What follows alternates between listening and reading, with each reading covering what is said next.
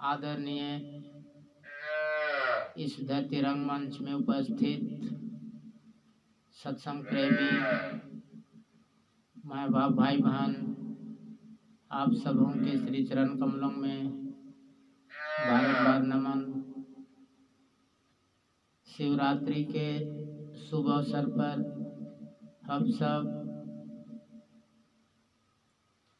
गंगा की सरोवर में डुबकी लगाते हुए भागवत की कथा में प्रवेश कर रहे हैं। तो आइए चलते हैं शिवरात्रि के शुभ अवसर पर भगवान शिव किन किन पत्तों में उन गुणों को भगवान स्वयं रीझ जाते हैं, उस पर आधारित एक भजन गाना है जो इस प्रकार से है। तो मैं सर्वप्रथम भगवान भोलेनाथ को जय जयकार करके आज के इस पावन सी बेला मधुरमय कीर्तन भजन को आगे बढ़ाता हूँ। बोलिए प्रेम से भोलेनाथ शंकर भगवान की जय। आइए भजन गाना को स्टार्ट करते हैं।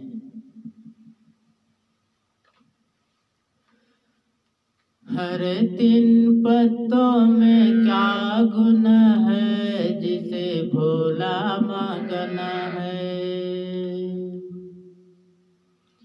भोला मगन है रे भोला मगन है। हरे तीन पत्तों में क्या बल है, जिसे भोला मगन है। हरे तीन पत्तों में क्या बल है, जिसे भोला मगन है। भोला मगन है रे भोला मगन है।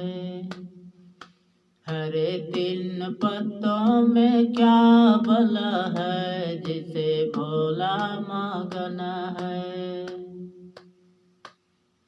हरे तीन पत्तों में क्या बल है, जिसे भोला मगन है। भोला मगन है रे भोला मगन है।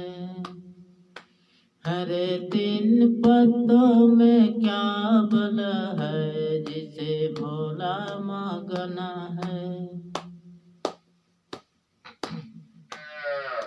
सरयू मगन है रे गुमती मगन है। सरयू मगन है रे गुमती मगन है।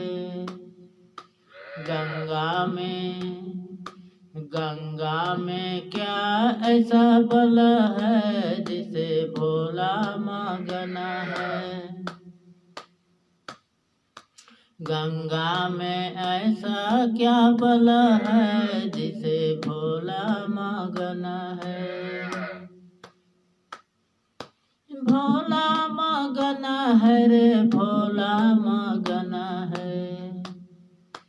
हरे तीन पत्तों में क्या बल है, जिसे भोला मगन है। हरे तीन पत्तों में क्या बल है, जिसे भोला मगन है।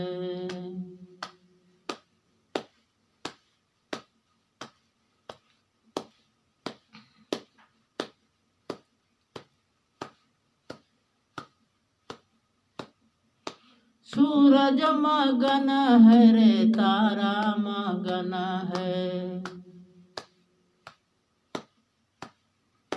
सूरज मगन है रे तारा मगन है। चांद हमें ओह चांद में क्या गुण है, जिसे भोला मगन है। चांद हमें क्या गुना है, जैसे भोला मगन है। भोला मगन है रे भोला मगन है। चांद हमें ऐसा क्या बल है, जिसे भोला मगन है। चांद हमें ऐसा क्या बल है, जिसे भोला मगन है। भोला मगन है रे भोला मगन है।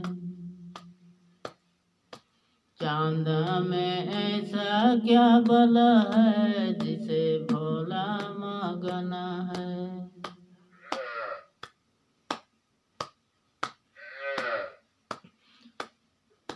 बिच्छू मगन है ततैया मगन है। बिच्छू मगन है ततैया मगन है। नाग में क्या ऐसा बल है, जिसे भोला मगन है।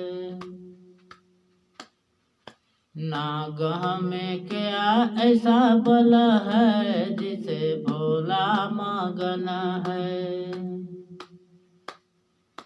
भोला मगन है रे भोला मगन है।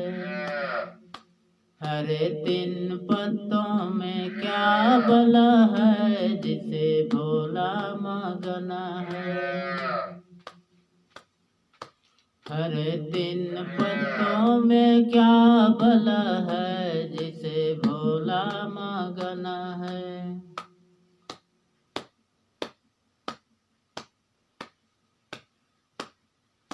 ढोलकी मगन है रे मंजरा मगन है। ढोलकी मगन है रे मंजरा मगन है।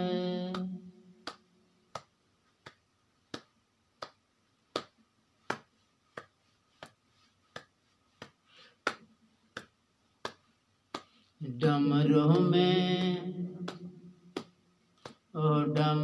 में ऐसा क्या बल है, जिसे भोला मगन है। डमरू में ऐसा क्या बल है, जिसे भोला मगन है।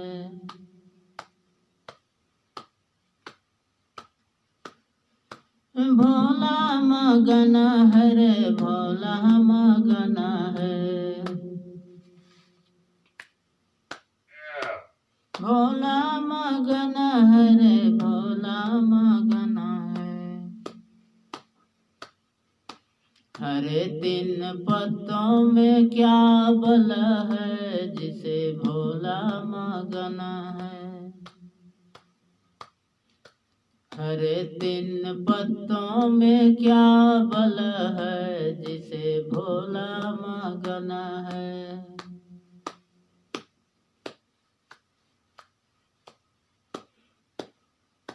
लड्डू मगन है रे पेड़ा मगन है।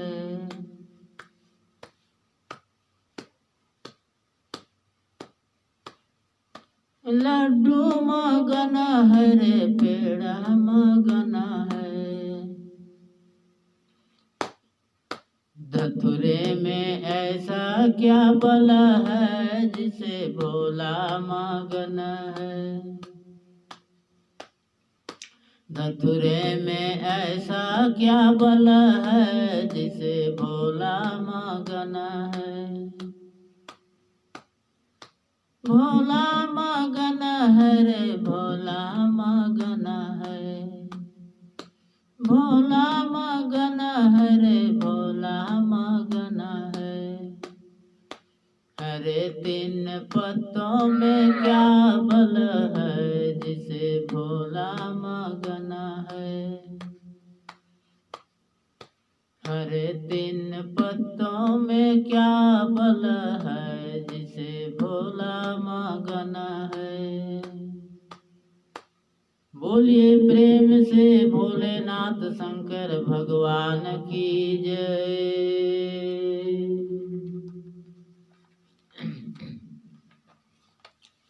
चलिए आज की महाशिवरात्रि के उपलक्ष्य में भगवान भोलेनाथ पर बेल पत्रों का किस तरह का प्रभाव है उस पर आधारित ये भजन हमने सबको सुनाया। और आगे चलते हैं। हम लोग प्रत्येक दिन भजन कीर्तन करते ही हैं, पर हम लोग भगवान किस भाव से पाएंगे, उसका विधान विधि कैसा है, चाहे किस भाव से मिलेंगे, उस पर चर्चा करते हैं। जिस तरह भगवान कहते हैं कि सिया राम मैं सब जग जानी, करहूँ प्रणाम जोरी जुग पानी। भगवान अपने आप को बताते हैं भक्तों के लिए कि मैं सब जगह हूँ, मेरे सिवाय संसार में कुछ नहीं है, सभी जगह मैं ही मैं हूँ। आप सब इस माया रूपी संसार को अपना मान लिए हैं, संसार मान लिए हैं, मैं तो मैं ही हूँ सारा विश्व में। ये आप सबका मानने का आश्रय ही गलत है। इसलिए हम लोग किस भाव से भगवान को पाएंगे, तो हम लोग चलते हैं उदाहरण के तौर पर और उस भाव को सामने लाते हैं। भगवान किस भाव में मिलते हैं। जैसे एक गुलाब का पुष्प, हम लोग एक गुलाब का पुष्प लेते हैं और उसमें देखते हैं मिठास होती है, तभी तो एक भंवरे उस पर आके गुंजार करती है। पर हमें इस आँखों से, इस दृश्य से उस मिठास को नहीं जान पाते, ना देखते हैं। केवल मधुमक्खी ही उस मिठास को पकड़ पाती है और स्वयं उस गुलाब के पुष्पों में मंडराती है। उसी प्रकार हम सबको छोटे बन करके, मधुमक्खी बन करके उस परमात्मा को जानने के लिए गुलाब के पुष्पों में बैठना होगा, राम नाम को याद करना होगा, कीर्तन भजन के समीप आना होगा, तभी हम उस भाव को पकड़ना पाएंगे। तो हम लोग भगवान के सिवाय और दूसरे को पाना ना रहते हुए भी हम लोग आगे की ओर चलते हैं। जिस तरह मधुमक्खी गुलाब के पुष्प का रस पाने के लिए स्वयं कोशिश करता है, उसी प्रकार हम भक्तों को भगवान रूपी प्रेम को पाने के लिए स्वयं प्रयत्नशील रहना पड़ेगा, तब जाके हमें भगवान प्राप्त हो जाएंगे। और पाने का मेन उद्देश्य है कि हम में प्रेमता जाग जाए, बार बार भगवान का स्मरण आ जाए। इसी से महसूस हमें होगी कि हमें बिहारी जी, हमारे राधा कृष्णा स्वयं हमारे हृदय में विराजमान हैं। उस भाव से हम लोग जान पाएंगे। जिस तरह हम सब जीवों में भगवान को देखते हैं और भगवान ही मानते हैं, तो उसी प्रकार हम मंदिरों में भी मनुष्य द्वारा भगवान की आकृति बनाई गई मूर्ति पर भी हम श्रद्धा भाव से भगवान का नज़र ही देखना चाहिए और भगवान ही हमें मानना चाहिए।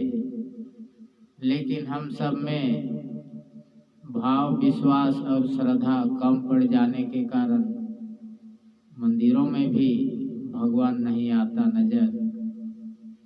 इससे हमें कैसे मालूम चलेगा कि भगवान होते हैं? तो चलिए गोपियों की तरह हमें अपने नेत्रों में स्वयं भगवान को बैठाना होगा और हर जगह ईश्वर ही नज़र देखना पड़ेगा।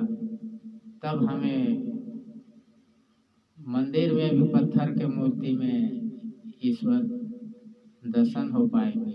हमें विश्वास करना होगा, भाव रखना होगा, श्रद्धा रखनी होगी। हर जीव मात्र में परमात्मा समाये हैं और पत्थर के बनाए हुए मूर्ति में भी भगवान बैठे हैं।